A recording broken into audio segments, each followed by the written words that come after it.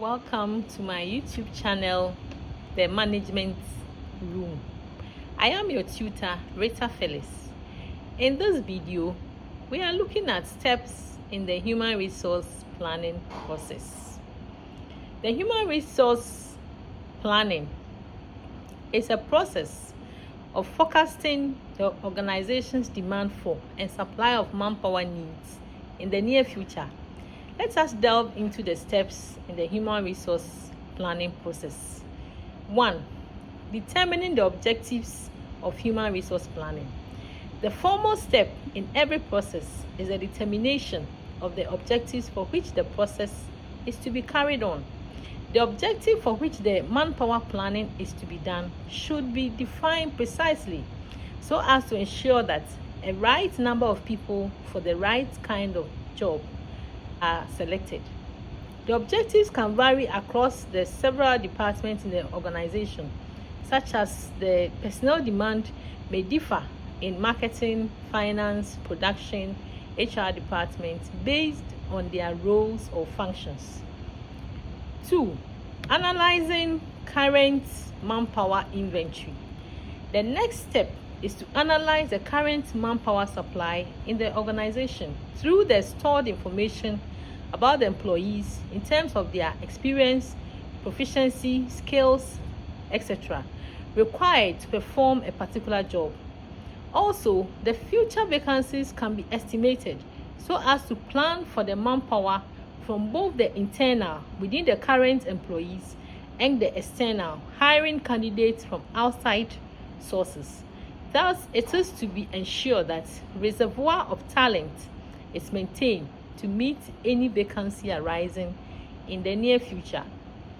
Thirdly, forecasting demand and supply of human resources.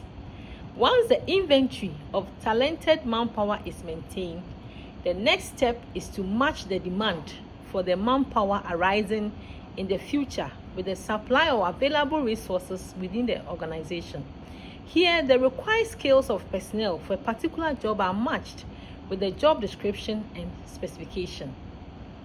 Fourth, analyzing the manpower gaps. After forecasting the demand and supply, the manpower gaps can be easily evaluated. In case the demand is more than the supply of human resources, that means there is a deficit and thus new candidates are to be hired.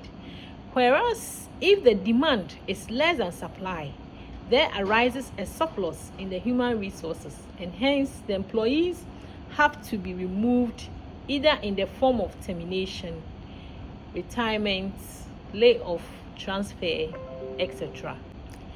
Fifth, employment plan, action plan. Hence, once the manpower gaps are evaluated, the action plan is to be formulated accordingly. In a case of a deficit, the firm may go either for recruitment, training, interdepartmental transfer plans, whereas in the case of a surplus, the voluntary retirement schemes, redeployment, transfer, layoff could be followed. 6. Training and development.